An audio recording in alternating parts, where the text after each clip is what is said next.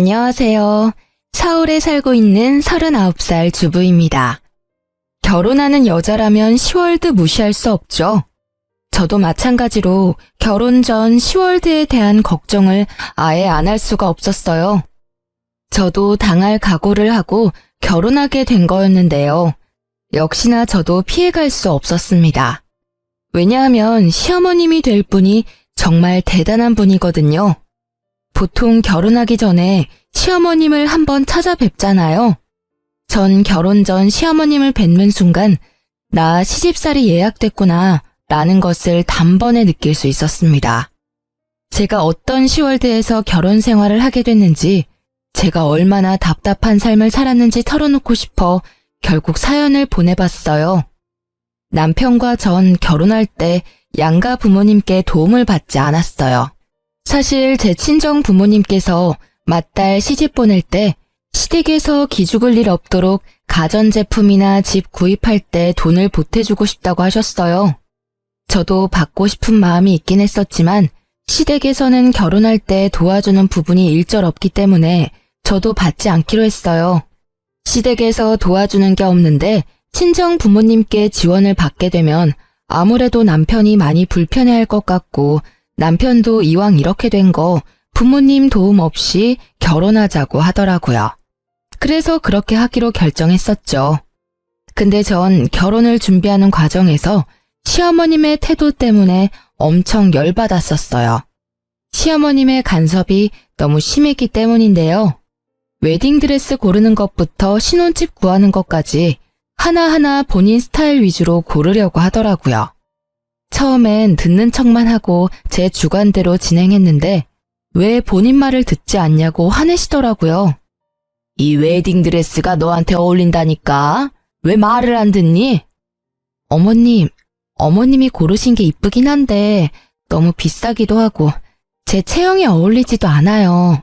제가 고른 게 어머님이 고른 것보다 가성비가 좋기도 하고 제 체형에 딱 맞아요. 이왕 하는 결혼식 비싼 드레스 입고 하면 좋잖아. 요즘 애들 어른이 얘기하면 듣는 척이라도 해야 하는데 본인들 말이 무조건 맞다고 우기는 거 보면 짜증나 정말. 엄마, 우리가 결혼하는 거야. 누가 보면 나랑 엄마가 결혼하는 줄 알겠네. 우리가 결혼하는데 사사건건 엄마가 왜 이거 해라 저거 해라 하냐고. 그리고 드레스 입는 건 미진이가 입는 건데 엄마가 왜 간섭이야? 본인한테 어울리는 드레스는 미진이 본인이 제일 잘 알겠지. 누가 봐도 이 드레스가 훨씬 이쁘니까 그렇지. 그건 엄마 취향인 거고 미진이도 취향이란 게 있어. 계속 옆에서 이래라 저래라 할 거면 더 이상 따라오지 마. 내가 결혼 먼저 해본 사람으로서 조언 한번 한 건데 그걸 무시해버리네. 엄마, 옛날이랑 지금이랑 같냐고. 여기서 한마디만 더 하면 엄마 그냥 집에 가? 엄마가 지금 하는 건 조언이 아니고 태클이야. 나도 엄마 때문에 스트레스 받는데 미진이는 오죽하겠어? 남편이 중간에서 잘 끊어준 덕분에 어머님의 간섭을 더 이상 받지 않을 수 있었어요. 남편이 대신 뭐라고 하지 않았더라면 이 결혼 업고 싶다는 마음이 들었을 거예요. 결혼을 준비하면서 본인이 전부 비용을 내주기라도 하는 것처럼 행동하는 어머님 때문에 스트레스가 정말 많이 쌓였어요.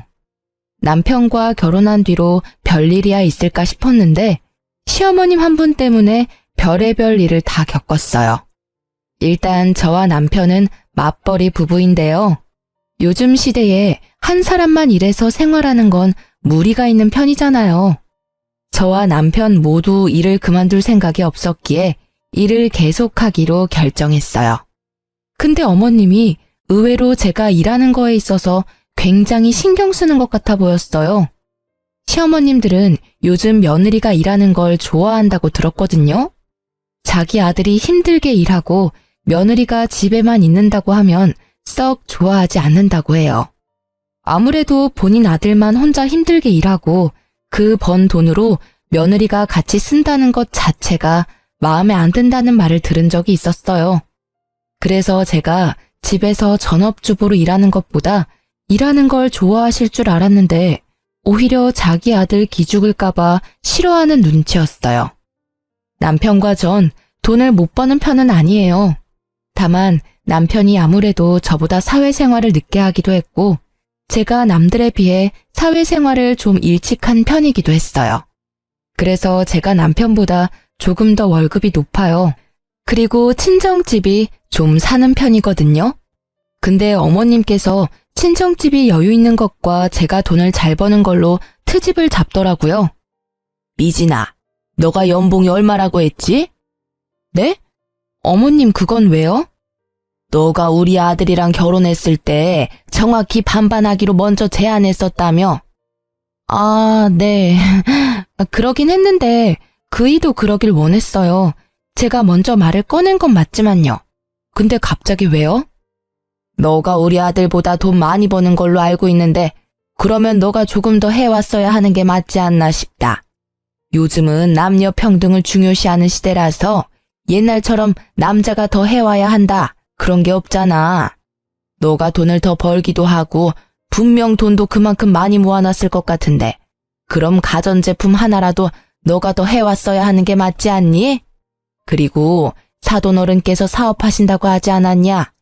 친정집도 꽤 사는 것 같은데 딸이 결혼한다고 하면 돈 조금이라도 줬을 것 같은데 전혀 안 해줬더라. 그건 어떻게 된 거니? 어머님, 저희는 정확히 반반으로 하기로 약속하고 결혼한 거였어요. 그리고 저희 친정집이 아무리 잘 산다고 해도 우리 힘으로 결혼하기로 했던 거라서 받지 않기로 결정했던 거였고요. 남편이 먼저 안 받았으면 좋겠다고 한 거였어요. 그리고 따지고 보면 어머님도 우리 결혼했을 때 전혀 지원해준 게 없으시잖아요. 아무리 제가 돈을 많이 벌고 친정집이 잘 사는 편이라고 해도 제가 더 많이 돈을 낼 필요까지는 없다고 생각해요. 어머, 내가 도와준 것도 없으면서 오지랖 부렸다는 말로 들린다. 돈 있는 사람이 돈 내고 그러는 거지. 쪼잔하게 딱딱 나누고 그러면 어떡해?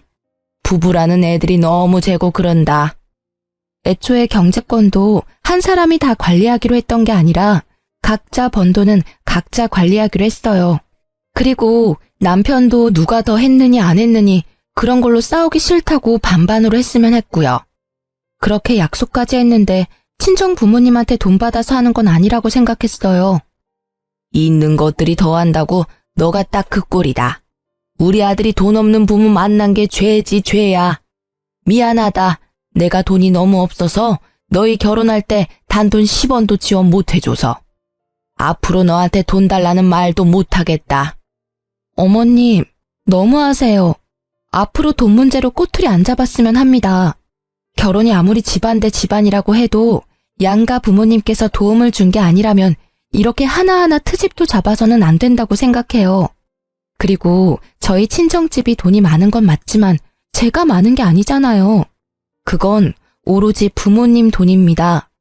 어머님이 자꾸 저희 친정집 걸고 넘어지는 거 듣고 싶지 않고 앞으로 친정집 얘기하시면 저 가만히 듣고만 있지 않을 거예요. 야, 시어머니로서 할 수도 있는 말을 왜 이렇게 안 이꼽게 듣니? 너 이제까지 그렇게 배워가며 살았니? 이제 막 시집 온 애가 못하는 말이 없네. 말 따박따박 대꾸하는 것 봐. 이제 너 남편도 아주 잡아먹겠다 얘. 제가 잘못한 부분이 있으면 이렇게 말하지도 않죠. 제가 잘못하지 않는 일로 트집 잡으시면 저도 할 말은 하겠습니다. 어머님과 대화할 때마다 이런 식으로 돈으로 시작해서 돈으로 끝날 때가 많았어요. 제가 돈을 좀 벌고 친정집이 잘 사는 편이니까 콩고물 떨어질 게 없나 생각할 때도 많았고요. 본인한테 조금이라도 돈이 들어오지 않거나 자기 아들이 조금이라도 손해보는 것 같으면 항상 자기가 돈이 없는 게 죄라면서 절 항상 나쁜 사람으로 만들더라고요. 제가 조금이라도 반박하면 며느리가 시엄마 잡아먹는다며 피해자 코스프레를 하는 편이신데 남편은 원래 어머님이 이런 성격인 걸 아니까 어머님이 이간질을 해도 믿지 않고 중간 역할을 잘하고 있어요. 그런 어머님께서 제 돈을 제대로 탐한 사건이 있어요. 제가 다니는 회사는 보너스가 자주 나오는 편이에요. 한 번 줄 때마다 나름 많이 주는 편이거든요. 언제 한 번은 제가 회사에서 100만 원 보너스를 받은 적이 있었어요. 보너스는 거의 현금으로 주는 편이라서 이번에도 현금으로 받았었는데요. 제가 현금을 받으면 바로 통장에 입금하지 않고 집에 보관할 때가 많았어요. 그 당시에 주변에 결혼하거나 돌잔치를 하던 친구들이 많은 편이라서 현금이 생기면 되도록 직접 가지고 있었어요. 집에 현금을 따로 보관하는 작은 핸드백이 있었는데 그때도 당연히 그 가방에 100만 원을 넣어놨었어요. 보너스를 받고 난 뒤 보름 뒤에 친구 결혼식이 있었는데요. 그래서 전날 미리 축의금을 봉투에 담아두려고 현금을 담아둔 가방을 찾았는데 그 가방이 없어졌더라고요. 놀란 저는 남편한테 가방이 어디 있는지 물어봤는데 남편도 전혀 모른다고 했어요. 근데 남편이 며칠 전에 어머님께서 김치 두고 간다고 비밀번호를 물어본 적이 있었다고 합니다. 그 순간 어머님이 딱 의심되더라고요. 그래서 저와 남편은 모른 척하고 어머님을 저희 집에 불렀습니다. 어머님, 지난번에 저희 집에 와서 김치 두고 가셨다면서요? 제가 정신이 없어서 감사 인사를 못했네요. 아, 그럼 그때 내가 준 김치 아직도 안 먹어봤겠네? 지금이라도 알았으니 오늘 저녁에 먹어봐. 네. 근데 어머님, 혹시 그때 저희 집에 오셨을 때 제 가방 못 보셨어요? 검정색 핸드백인데요. 아, 그거? 내가 가져갔는데. 지갑이랑 핸드폰만 딱 넣고 다니기 좋아서 내가 가져갔었지. 그건 왜? 어머님, 그래도 그 가방 제 물건인데 말이라도 좀 하고 가져가셨어야죠. 거기 안에 현금 있었죠? 현금? 그건 왜? 그 가방 제가 현금 보관할 때 쓰는 가방이에요. 그거 돈 안 쓰고 그대로 두셨죠? 이따 집 가실 때 제가 집까지 차로 모셔다 드릴 테니까 그 가방 저한테 돌려주세요. 현금 그대로 담아서요. 나 그 현금 좀 썼는데 괜찮니? 어머님, 그 돈 쓰시면 어떡해요? 말도 없이 가방 가져갔으면서 그 현금까지 마음대로 쓰시면 어쩌자는 거예요? 엄마, 도대체 왜 그래? 남의 돈을 왜 마음대로 쓰냐고. 그냥 거기에 돈이 있기도 하고 내가 가방 가져갔는데 한동안 말이 없길래 당연히 까먹은 돈인가 보다 생각하고 썼지. 아이, 그렇다고 그렇게까지 화낼 일인가? 엄마, 그거 도둑질이야. 아무리 까먹은 돈이라고 해도 그렇지. 그걸 왜 엄마가 혼자 판단하고 써? 얼마나 썼길래 그래? 50만 원 정도 썼어. 그 가방 안에 있던 돈은 보너스 100만 원 말고도 여윳돈 200만 원이 더 있던 상태였어요.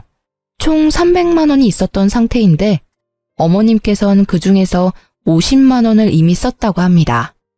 처음엔 어머님이 쓰신 돈 안 받고 남은 금액만 돌려받을까 생각했었는데 어머님이 괘씸하기도 해서 돌려받기로 했습니다. 남편도 그렇게 하자고 했었고요. 저와 마찬가지로 어머님의 행동에 화가 많이 났었고 실망했다고 해요.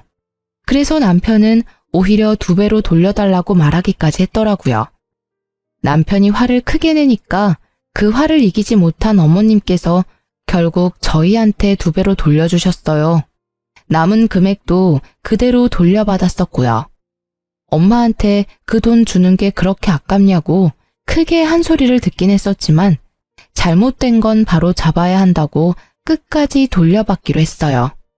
그 뒤로 한동안 어떤 일도 일어나지 않고 잠잠하게 지내고 있었는데 방심하고 있을 때 일이 하나 더 터졌어요. 제가 야근하지 않고 일찍 퇴근한 적이 있어요. 오랜만에 일찍 퇴근한 김에 남편과 외식하려고 기분 좋게 집에 가고 있었어요. 집 근처에 도착한 순간 아파트 정자에 앉아 계시던 동네 아주머니가 저한테 다가오더니 갑자기 제 등짝을 때리면서 욕을 하기 시작했어요. 이 여자야, 너 재작년에 여기 이사 온 년이지? 여기가 어디라고 너 같은 개집년이 이 동네로 이사를 와? 술집에서 몸이나 판 년이 눈만 높아가지고. 아무리 저렴한 여자라도 수준 높은 집은 알아가지고 너 때문에 우리 아파트 집값 떨어지면 책임질 거야? 당장 이사가. 그게 무슨 말씀이세요? 제가 몸 팔던 년이라뇨. 너 술집 다닌다는 소문 내가 다 들었다. 너 시애미한테 다 들었어. 아무리 직업에 귀천이 없다고 하지만 넌 너무 천하다 천해. 시애미 말로는 너가 자기 아들이랑 결혼하고 싶다고 애걸복걸 엄청 했다고 하던데. 맞지? 아무리 천해도 그렇지 분수에 맞게 살아야지. 여기가 어디라고 너같이 천한 애가. 그리고 아무리 돈이 없는 년이라고 해도 뭐라도 들고는 와야지. 몸만 달랑 갖고 올 수가 있니? 제가 동네 아주머니 붙잡고 자세히 얘기 좀 해달라고 부탁했습니다. 알고 보니 시어머님께서 저에 대해 안 좋게 소문을 내고 다녔다고 합니다. 제가 남편과 살고 있는 아파트는 어머님 집과도 가까운 아파트 단지라서 제가 살고 있는 아파트 주민들 중에서 저희 어머님과 친한 아주머님들이 몇 분 계십니다. 저와 남편이 결혼 허락을 받았을 당시 어머님께서 반대를 심하게 하셨어요. 그 당시 어머님께서 워낙 반대를 심하게 하는 바람에 결혼을 못하게 될 뻔했는데 어머님도 저와 남편이 당연히 결혼하지 않을 줄 알고 뒤에서 동네 사람들한테 제 흉을 보고 다녔던 거였어요. 그것도 사실이 아닌 이야기들로 말이에요. 제가 술집에서 굴렀던 여자다. 돈이 없는 거지 집안에서 태어난 여자다. 남편 등골 빼먹는 여자다 등등 유언비어를 하고 다녔더라고요. 당연히 제가 남편과 결혼하지 않을 거란 생각에 그랬던 거였고요. 이 사실을 동네 아주머님께 듣고 나서 화가 난 저는 그대로 남편에게 말했습니다. 남편은 그 사실을 듣고 어머님께 바로 찾아가서 이 소문을 낸 사람이 엄마가 맞냐면서 따지기 시작했는데요. 엄마, 오늘 미진이가 아파트 옆 라인에 사는 아줌마한테 엄마가 낸 소문 다 듣고 왔대. 거지 근성이 있네 마네 그런 소리 전부 다 듣고 왔다는데? 엄마가 낸 소문 맞아? 어? 그게 무슨 말이야? 내가 이상한 소문을 내다니. 난 그런 적 없다. 아무리 내가 입이 가볍다고 해도 며느리에 대해 안 좋게 말하고 다니겠니? 엄마가 미진이에 대해서 안 좋게 소문낸 사실 맞냐고. 남편이 어머님을 계속 추궁하니 어머님은 솔직하게 인정하고 터놓았습니다. 어머님이 인정하는 순간 얼마나 열받던지 어머님 한 분 때문에 동네에서 얼굴을 들고 다니지 못하게 됐습니다. 얼마나 황당하던지. 맞아. 근데 엄마 그렇게 심한 말은 한 적 없어. 너희 결혼 전에 얘기했던 말들이고 그냥 너희 둘이 당연히 결혼 안 할 줄 알고 한 말들이야. 그냥 미진이가 마음에 안 든다는 식으로만 말했었어. 그 아줌마들 정말 미친 거 아니니? 아무리 내가 그렇게 말하고 다녔다고 해도 그걸 왜 내 며느리한테 직접적으로 말할 수가 있니? 거짓말 하지 말고. 내가 엄마 때문에 창피해서 얼굴을 들고 다닐 수가 없어. 욕할 사람이 없어서 며느리 될 사람 욕을 하고 다녀? 그것도 우리가 사는 동네 아줌마들한테. 그 아줌마가 미진이한테 술집 년이 집값 떨어지게 왜 이 집에서 사냐는 식으로 말했대. 이 사람이 뭘 그렇게 잘못했다고 그런 소문을 내고 다녀. 우리 앞으로 여기 어떻게 살라는 거야? 그땐 홧김에 그랬던 거였어. 절대 악의는 없었단 말이야. 그렇다고 무작정 찾아와서 나한테 따지면 어떡해? 난 한두 사람한테 말했을 뿐이야. 이렇게 동네 사람들한테 다 퍼질 줄은 몰랐어. 아이고, 그 놓친네 주둥이 겁나 가볍네. 벌써 동네 사람들 귀에 다 들어갔단 말이지? 그래, 내가 다 잘못했고 지금은 너희에 대해서 아줌마들한테 말하지 않아. 지금도 그렇고 앞으로 그런 일 절대 없을 거야. 옛날 일이니까 용서해줘. 어머님은 약 2년 전쯤에 한 아주머님께 말했다고 해요. 근데 그 말이 2년 정도 지난 후에야 소문으로 퍼졌다고 하는데요. 어머님 말씀으로는 그 당시에 저에 대해 잘 모르던 때라 없는 집 애처럼 보인다, 술 잘 마시게 생겼다. 이런 식으로 밖에 말하지 않았다고 합니다. 근데 그 소문이 소문을 낳게 되고 결국 제가 몸이나 굴리는 여자라는 식으로 소문이 났다고 해요. 전 지금껏 살면서 부끄러운 행동을 한 적이 없는데 어머님 때문에 이 결혼을 왜 한 걸까 그런 생각을 잠깐 해보게 됐어요. 어머님이 제 인생의 오점이라는 생각도 해보기도 했고요. 누구 말을 믿어야 할지 모르겠지만 어쨌든 어머님이 저에 대해 안 좋게 소문을 내고 다닌 사실은 맞는 거라 전 어머님께 엄청 많이 실망을 하게 됐었죠. 어머님도 본인이 크게 잘못한 걸 알고 있는지 저한테 미안하다고 사과하더라고요. 평소엔 본인이 먼저 사과를 하는 타입이 아닌데 이번엔 순순히 사과를 하더군요. 그리고 소문이 너무 과하게 퍼진 상태였고 아무리 설명을 해도 동네 아줌마들이 제 말을 전혀 믿어주지 않길래 결국 저희 부부는 이사 가기로 결정했어요. 인프라가 좋았던 동네였고 회사랑도 가까웠던 곳이라서 편하게 살았었는데 이사 갈 때 많이 아쉬웠어요. 급하게 집을 팔았던 거라서 크게 이득 본 것도 없었고요. 우리가 이사 간다고 하니 어머님께서 포장이사 비용을 내주시기까지 했네요. 남편이 어머님께서 포장이사 비용조차 내주지 않았더라면 화가 쉽게 풀리지 않았을 거라고 해요. 그래도 어머님이 반성을 많이 한 눈치라서 그냥 이번 일은 묻기로 했어요. 이렇게 사람 속 썩이는 짓만 골라서 하는 어머님 때문에 마음 편할 날이 없었는데요. 그런 어머님께서 사고를 또 치게 됐습니다. 어머님은 원래 사업을 몇 번 해보신 분이에요. 근데 그 사업이 전부 망해서 문제가 됐는데요. 사업 욕심이 많으신 어머님은 이미 사업만 2번 망한 경험이 있으신데요. 그래서 이미 빚이 어느 정도 있는 상태였어요. 사업 문제로 인해 시아버님과도 크게 싸움으로 번져 이혼까지 했었고요. 그래도 저와 남편이 결혼하기 전에 있었던 일이었고 어머님은 그 이후로 절대 사업을 하지 않겠다고 다짐을 했다고 해요. 근데 어머님께서 팔랑귀라서 옆에서 조금만 바람을 불어도 그 말에 확 넘어가는 편이에요. 그래서 안 하겠다던 사업을 갑자기 한다고 했어요. 그 말을 듣게 된 저희 부부는 안 된다고 말했죠. 옆집에 사는 아저씨가 고깃집 운영하는 거 알지? 그 사람이 한 달에 순수익만 2천만 원은 된다더라. 나도 그 아저씨 따라서 고깃집 운영 좀 해볼까 봐. 사업이라니. 엄마 예전에 삼계탕집 했다가 제대로 망했으면서 이번에도 식당을 하겠다고? 그만 좀 해. 엄마 지금 사업 때문에 생긴 빚도 다 못 갚은 상태면서 또 사업을 하겠다고? 내가 봤을 때 엄마 사업에 소질 없어. 그러니까 그냥 가만히 좀 있어. 그 아저씨 말대로 하면 돈 많이 벌 수 있는데?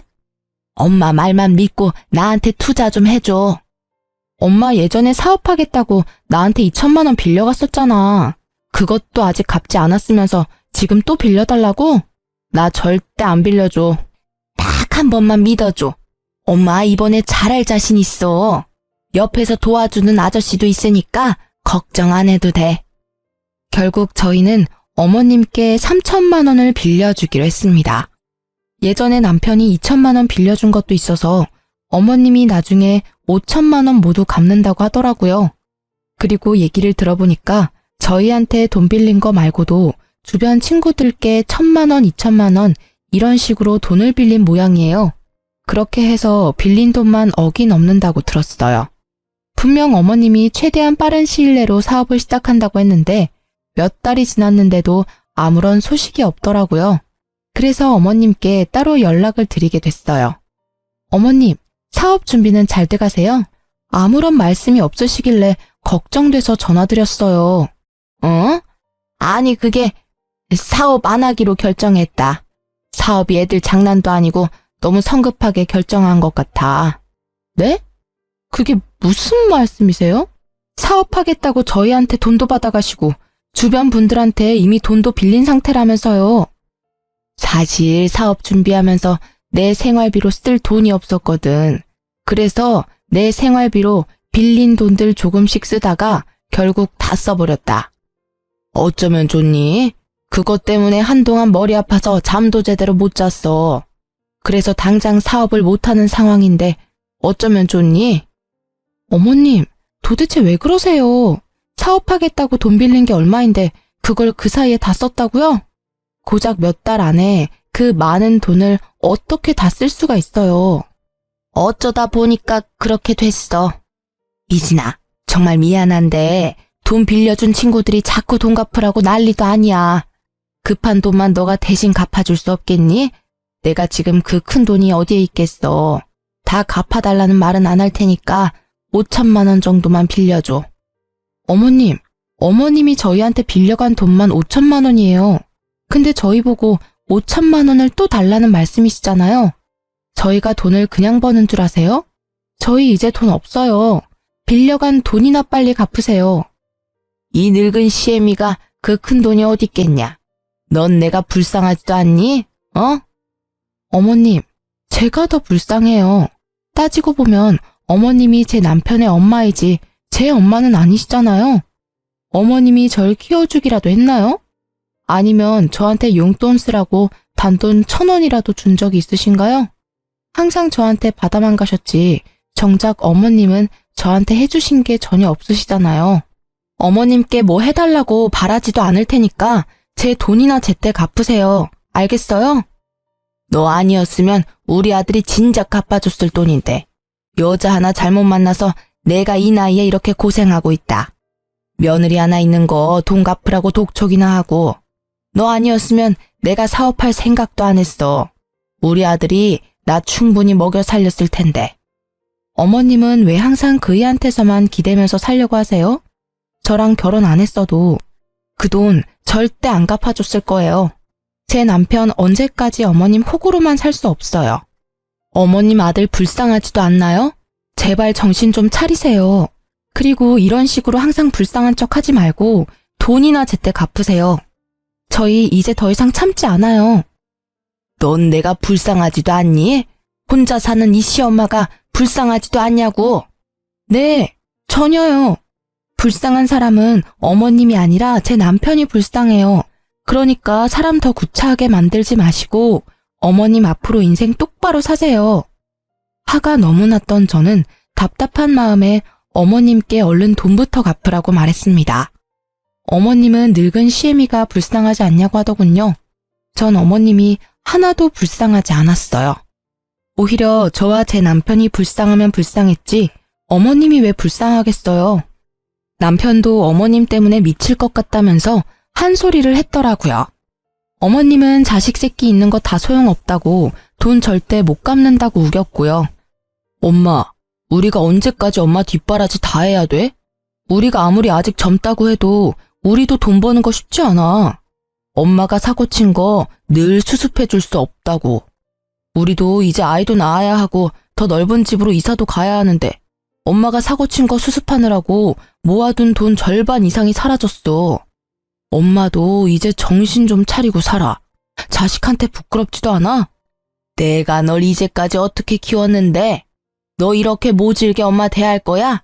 엄마가 그 많은 돈을 어떻게 혼자 갚겠어? 젊은 너가 좀 도와줘야 하지 않겠냐고. 엄마가 날 언제 잘 키웠다고 그런 말을 해? 솔직히 엄마가 날 키운 게 아니라 나 혼자 잘 큰 거지. 이런 식으로 자꾸 안 갚으려고 하지 말고 당장 갚아요. 안 갚으면 평생 엄마 안 보고 살 거니까 그런 줄 알아요. 뭐? 엄마를 안 보고 산다고? 그래, 평생 보고 살지 말거라. 나도 너 같은 새끼 자식이라고 생각 안 하고 살으마. 그깟 돈 얼마나 된다고 참. 그 말 꼭 지키세요. 안 갚는 순간 우리 바로 소송 겁니다. 그런 줄 아세요. 그리고 돈 갚는 얘기 아니면 나한테 전화하지 말고요. 엄마 얼굴 꼴도 보기 싫으니까. 너 엄마 진짜 안 보고 살 거야? 그리고 소송이라고? 그게 애미한테 할 소리야? 엄마가 나한테 한 행동은 부모로서 잘한 짓이고 나 이제 부모 같지 않은 엄마한테 잘할 필요 전혀 없다고 봐. 그러니까 없는 정까지 떨어지게 만들지 말고 제발 조용히 좀 살아요. 남편도 어머님 때문에 많이 지쳤는데 안 보고 산다는 말까지 하더라고요. 어머님도 그런 남편이 밉고 싫었는지 여자 하나 잘못 만나서 본인 팔자 본인이 망친다는 말을 하면서 저희와 안 보고 산다고 하셨어요. 그 뒤로 어머님은 본인이 살고 있던 집을 팔아서 저희한테 빌린 돈 전부 갚았습니다. 어머님이 집을 팔고 나니까 약 1억 3천만 원 정도 됐다고 하더라고요. 거기서 저희한테 6천만 원 정도 주셨습니다. 어머님이 저희한테 빌려간 돈 5천만 원과 함께 이제껏 이것저것 가져간 자잘한 돈이 많았었기 때문에 총 6천만 원을 저희에게 주셨어요. 그리고 남은 돈이랑 급한 불을 끈 모양입니다. 근데 이제까지 빌린 돈을 전부 갚을 돈은 아니었기 때문에 여전히 독촉 전화를 받는다고 해요. 돈이 급하게 갚기 위해 집을 판 어머님은 한동안 사우나에서 지낸 것 같았어요. 근데 이것도 할 짓이 못 되니까 결국 허름한 단칸방에서 지내고 있다는데요.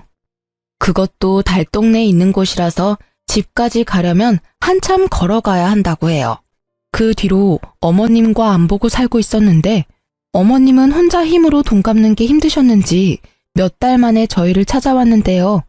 원래 만나고 싶지 않았었는데 그래도 마지막으로 뵙기로 했어요. 어머님, 어쩐 일이세요? 왜 그동안 연락 안 받았니? 100통은 넘게 한 것 같은데. 제가 어머님을 왜 만나야 해요? 원래 우리 안 보고 살기로 한 거잖아요. 그래, 그랬었지. 미진아, 내가 정말 미안했다. 나 용서해 줄 수 없겠니? 내가 너무 철이 없었어. 내가 앞으로 너한테 돈 달라는 소리 안 할게. 그러니까 나 데리고만 살아줄 수 없겠니? 진짜 돈 갚아달라는 말 절대 안 할게. 그냥 나 이 집에서 살기만 해줘. 어머님, 당장 나가주세요. 저 어머님 데리고 살기 싫어요. 저희가 뭘 믿고 어머님을 데리고 살아요? 사람은 절대 변하지 않는데요. 나 너무 힘들다. 제발 나 한 번만 용서해다오. 내가 전생에 얼마나 많은 죄를 짓고 살았길래 이런 인생을 살게 된 거니? 내가 죄가 많아서 그렇다. 죄가 많아서. 한 번만 용서해줘. 내가 정말 잘못했다고. 이게 다 어머님 업보죠. 어머님이 모두 감당하셔야 돼요. 그러니까 더 이상 찾아오지 마세요.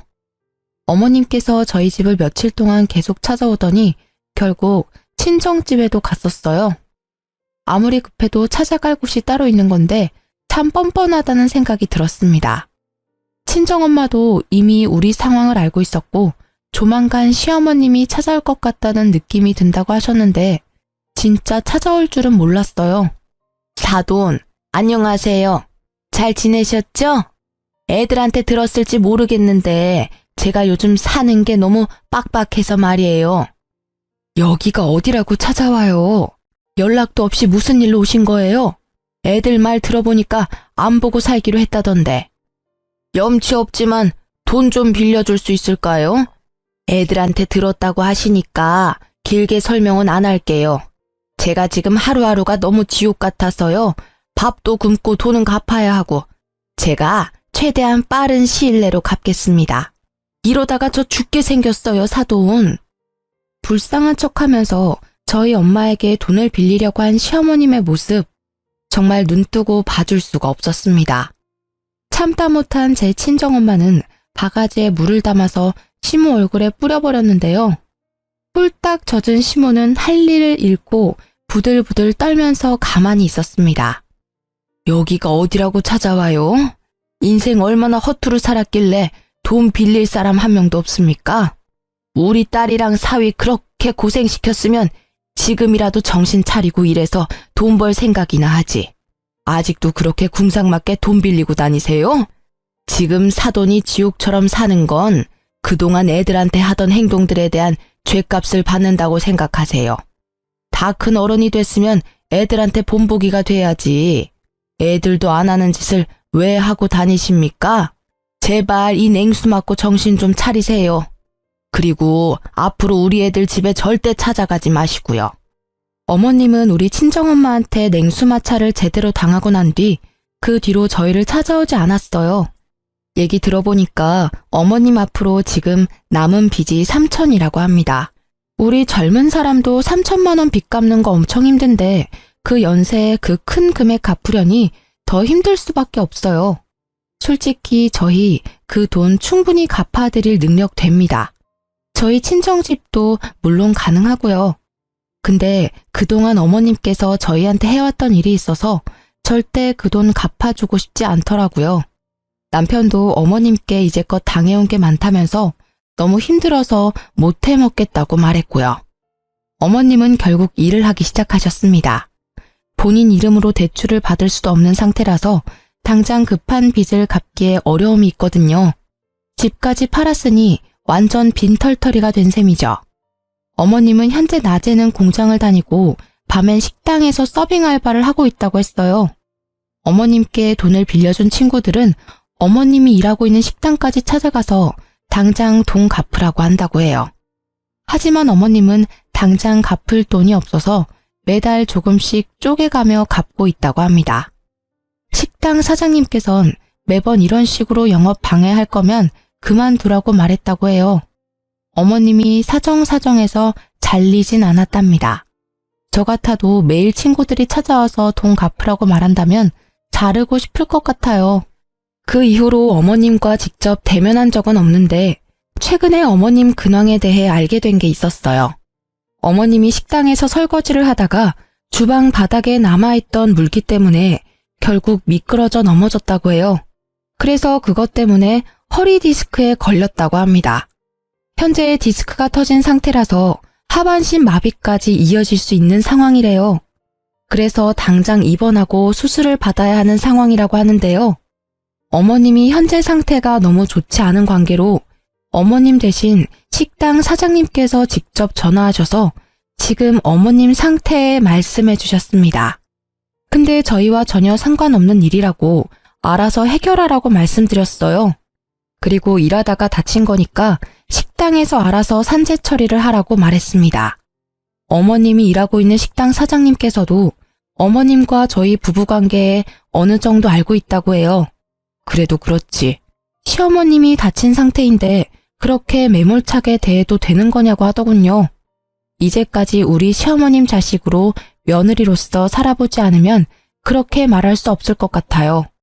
우리처럼 반응이 나오는 게 정상일 겁니다. 매정하다고 생각해도 어쩔 수 없어요. 그리고 제가 허리 디스크를 갖고 있어서 아는데 그거 빨리 치료하지 않으면 큰일이거든요. 결국 움직이지 못하고 누워만 있는다고 하는데 그건 본인이 알아서 해야 할 일이라고 생각해요. 남편도 어머님이 다쳤다는 걸 알고 있어도 크게 신경 쓰지 않았고요. 최근에 시어머님과 이혼하고 조용하게 살고 계셨던 시아버님께 연락이 왔었는데요. 한동안 시아버님과 연락을 못하고 지냈는데 갑자기 시아버님께 연락이 와서 몹시 놀랬어요.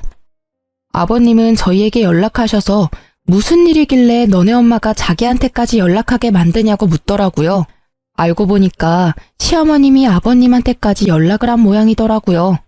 모든 상황을 설명해드렸더니 그 옆에 아직도 정신 못 차렸다면서 그 허리 디스크 수술 절대 시켜주지 말라고 저희한테 단호하게 말씀하시더라고요. 아버님께서 죽든 말든 알아서 하고 빚부터 병원비까지 절대 돈 한 푼 못 준다고, 그리고 지금 잘 살고 있는 애들 앞길 절대 망치지 말고 쥐 죽은 듯이 살라고 경고까지 했다고 합니다. 어머님은 아버님께 죽고 싶지 않다고 사람 한 명 살린다 생각하고 돈 빌려달라고 사정을 했다네요. 근데 아버님은 그런 어머님의 연락을 받지 않고 무시하고 있다고 합니다. 아버님도 어머님과 함께한 결혼 생활이 지옥 같았다고 합니다. 20년 가까이 같이 사는 동안 아버님이 어머님 대신해서 갚아준 돈만 1억이 넘는다고 해요. 그렇게 하지 말라고 한 사업에 대한 욕심을 포기하지 못해서 자주 싸웠다고 하더라고요. 계속 사업은 망하고 중간중간 까먹은 돈이 너무 많아서 결국 지친 나머지 이혼을 결정하게 된 거라고 합니다. 제 남편을 보고 억지로 살아보려고 했었지만 평생 정신 못 차릴 여자라는 것을 제대로 경험하고 결국 이혼을 결정했다고 해요. 처음엔 제 남편 데리고 나올 생각이었는데 어머님이 자기 아들까지 뺏어갈 생각 죽어도 하지 말라고 했었고 기절까지 할 정도였어서 결국 제 남편만 두고 나왔다고 합니다. 그 당시 어차피 남편도 다 큰 상태라서 남편은 어머님 옆에 남기로 결정했고요. 근데 남편은 그때 어머님을 선택한 게 정말 후회가 된다고 하더라고요. 시부는 저희에게 남편도 못 참는 일을 자식이 책임질 필요는 절대 없다고 죄책감 갖지 말고 우리 부부 앞날만 신경 쓰라고 하셨습니다. 최근 어머님의 소식을 듣지 못했어요. 여전히 건강과 빚 때문에 하루하루 지옥 같으시겠죠. 저희 부부는 어머님과 연락을 안 한 뒤부터 모든 일이 잘 풀리기 시작했어요. 어머님 때문에 아버님과도 연락을 잘 못하고 있었는데 어머님과 연락을 안 한 뒤부터 아버님과 자주 연락하고 살았었습니다. 이혼하게 된 건 다 어머님 때문인데 어머님은 항상 아버님이 자기 그냥 버리고 간 나쁜 사람이었다고 욕을 했었거든요. 그래서 결혼식 올릴 때도 아버님을 초대하지 못했습니다. 항상 그게 마음에 걸렸었는데 이젠 아버님께 최선을 다해 잘해드릴 생각이에요. 남편도 울면서 아버님께 사과했고요. 오히려 아버님은 어른 때문에 자식이 괜히 고생만 하는 것 같다고 미안하다고 사과를 하시더라고요. 그리고 우리 결혼할 때 조금이라도 보태주고 싶었다며 저희한테 주기 위해 이제껏 돈을 모았다고 하더라고요. 무려 7천만 원이란 돈을 주셨습니다. 그리고 저희 부부는 아이를 갖게 됐는데요. 아이가 태어난 지 몇 달 되지 않았어요. 아이가 태어나기 전 조금 더 큰 집으로 이사 갔고요. 아버님이 저희에게 7천만 원을 주신 덕분에 수월하게 이사 갈 수 있었어요. 방이 4개인 집인데 아버님과 같이 살기로 했는데요. 처음에 아버님이 같이 사는 걸 피하셨는데 앞으로 저희가 효도 많이 하고 싶다고 사정을 해서 같이 살기로 했습니다. 말은 같이 살기 싫다고 말씀하셨지만 속으로는 많이 좋으셨나 봐요. 맨날 웃음만 가득하시고 우리 아기 돌보는 재미도 많이 있으신 모양이에요. 어머님과 이혼한 후 혼자 사시면서 많이 적적했을 텐데 지금이라도 제 남편과 행복하게 잘 살았으면 합니다. 그동안 해드리지 못한 효도 많이 해드리고 싶어요. 이제 막 태어난 아들도 아버님이 좋은지 남편에게 안겨있는 시간보다 아버님께 안겨있는 시간이 더 많아요. 아버님과 같이 살다 보니 어머님과 살았던 시간이 정말 최악이었다는 걸 몸소 느낄 수 있었습니다. 진작에 아버님을 모시고 살 걸 후회하기도 했고요. 남편은 지금까지 어머님과 같이 살았던 시간이 정말 지옥 같았고 힘들었다고 말합니다. 그동안 아버님께 자주 연락을 못 드린 게 정말 후회스럽다고 하고요. 아버님은 항상 아들이 그리워서 울었다고 하시는데 그 말을 듣는 순간 저희 부부는 많이 울었습니다. 다른 집 시어머님도 제 시어머님처럼 다 이러시는 건지 모르겠지만 전 제대로 시집살이를 겪었네요. 남편은 외동아들이라서 모든 걸 다 책임져야 한다는 책임감이 강했는데 그 책임감 이제 느끼지 않아도 돼서 너무 행복하다고 합니다. 앞으로 남편, 아버님, 저와 제 아이 이렇게 넷이서 남은 인생 잘 살 생각입니다. 지금도 물론 잘 지내고 있고요. 저처럼 시어머님 때문에 많은 고생을 한 분이 계시다면 참지 마시길 바래요. 아무리 결혼이 집안 대 집안이라고 해도 시부모님이 아무리 남편의 어머님이라고 해도 아닌 건 아니라고 확실히 행동할 필요가 있어요. 지금까지 제 사연 들어주셔서 감사해요.